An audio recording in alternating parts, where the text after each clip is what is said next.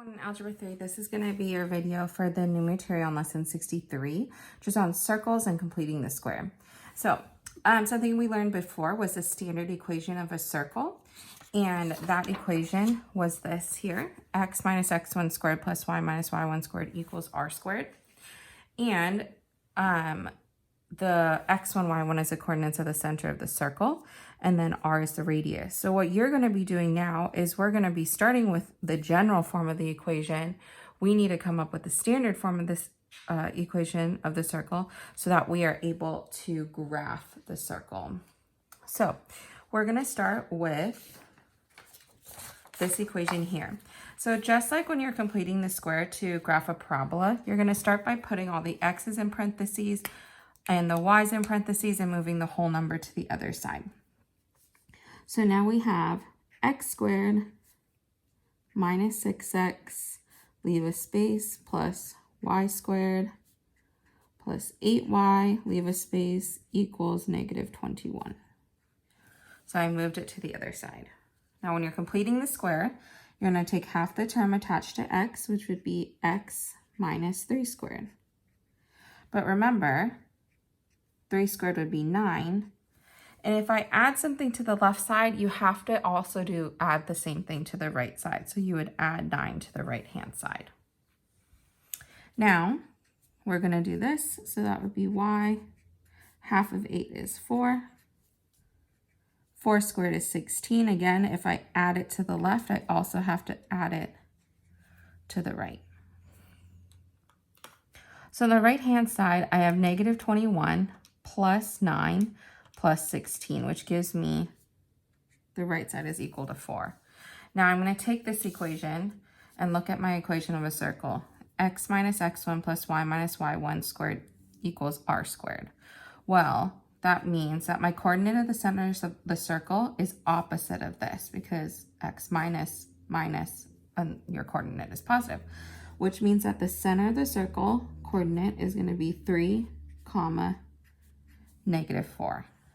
Your radius is going to be the square root of your right side. So your radius is going to be equal to 2.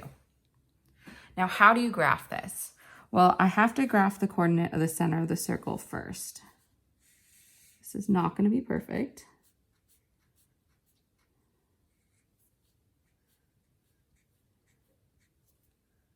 So I'm going to go, actually, 3 over and then down 1, 2, 3, 4. So this is my coordinate of the center of the circle. And my radius is 2. So that means in either direction, you're going to go 2 spaces away. Up 2, to the right 2, left 2, and down 2. And then you're going to connect those points. And mine kind of looks like an oval. But this is the coordinate of the center of the circle, 3, negative 4. And your radius is 2. And that would be your result for the example. So now what I want you to do is I want you to try this problem on your own. So I want you to attempt numbers 9 and 10. And then also attempt numbers 1 and 11, which are the new problems from your last lesson, just so we can make sure that you understand what you're doing there. So 9 and 10 attempt, and then unpause and you can do it with me. So it says for number 9, the equation x squared plus y squared plus 8x minus 6y minus 11 equals 0 is the equation of the circle. Complete the square to change this equation to standard form. Find the radius and the coordinates of the center of the circle, and then graph the circle. So I'm going to put all the x's in parentheses. So I have x squared plus 8x plus y squared minus 6y equals 11. Now, if I complete the square, take half the term attached to x, so that would be plus 4.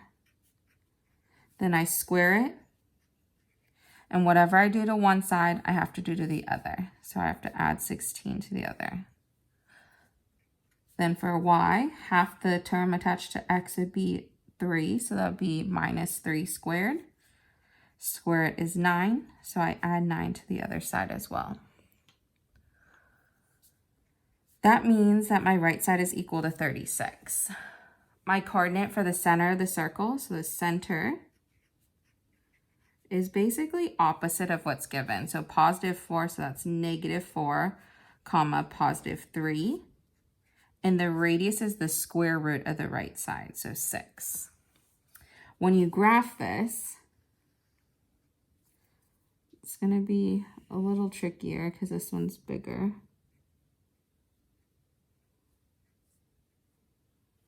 Oh no.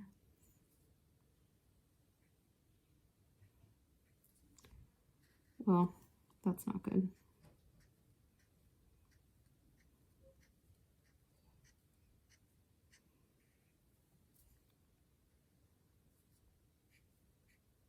Okay, so I'm going to go negative 4, 1, 2, 3, 4, up 1, 2, 3. Then my radius is 6. So that would be to the right 6, to the left 6, up 6, down 6. So I'm going to go to the left 6, 1, 2, 3, 4, 5, 6. And I go to the right 6, 1, 2, 3, 4, 5, 6. Down 6, 1, 2, 3, 4, 5, 6. And I'm supposed to go up 6, but I'm not going to because my circle would go into my thing. So I'm just going to go like this. Ooh, and like that. So the coordinate of my center is negative 4, 3, and my radius is 6. So if your circle's not perfect or it runs off the paper, as long as you have most of your points, and I know that you've actually taken the square root of the right side, that's really the biggest concern. Now for number 10, same thing. We have to find the coordinate of the center of the circle, and then we also need to graph the circle.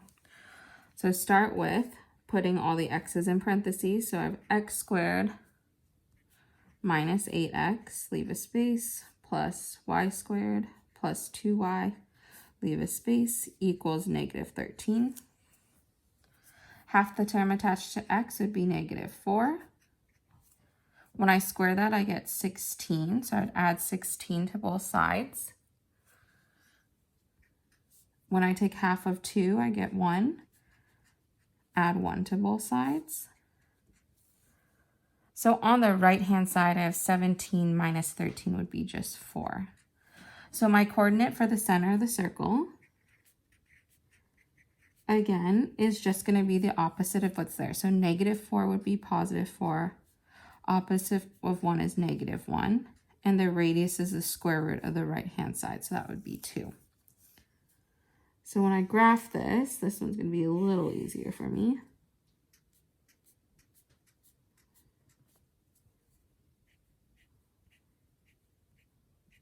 So it's going to be over 4, 1, 2, 3, 4, down 1. That's the center of the circle. And then we need to go up 2, to the right 2, to the left 2, and then down 2.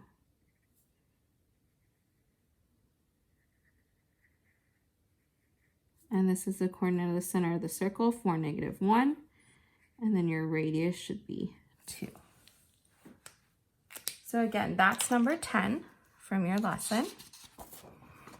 Now we're going to do numbers 1 and I think number 11 together because those are the new ones from lesson 62. Okay, so for number 1, it says the number of reds vary linearly as the number of blues. So I'm going to start with a linear equation. Instead of y equals x plus b, it's going to be red varied linearly to the number of blues. And it says that there are 2 blues when there are 11 reds. So 11 equals m times 2 plus b. And then when there are blues numbered 8, there are 35 reds. So 35 equals m times 8 plus b. So we're putting the reds and the blues into the equation. And then what I'm going to do is I'm going to eliminate b. So I'm going to multiply this top one by negative 1. That would give me negative 11 equals negative 2m minus b. Bottom equation stays the same at 35 equals 8m plus b. The b's are going to cancel. This would become 24 equals 6m. So that means my m is going to be equal to 4. Now I need to solve for b, and I'm going to do that by plugging it into the top equation. So 11 equals 4 times 2 plus b. So I'm going to subtract 8, and I get b is equal to 3. So now I have a general equation, linear equation, with the reds varying to the number of blues. So it'd be r equals 4 times the number of blues plus 3. But this one actually asks us for how many reds there were when there were 6 blues present. So I'm going to plug that into that equation. I have 6 blues, and I'm solving for the number of reds. So 4 times 6 is 24, plus 3 would be 27. So 27 reds. And again, when it says very linearly, we do need to use this equation here. Okay, now moving on to number 11. Number 11 asks us to solve for x, which means that we need to eliminate the y from this equation. The top equation, I'm going to multiply by positive n times the top equation. The bottom equation, I'm going to multiply by negative b.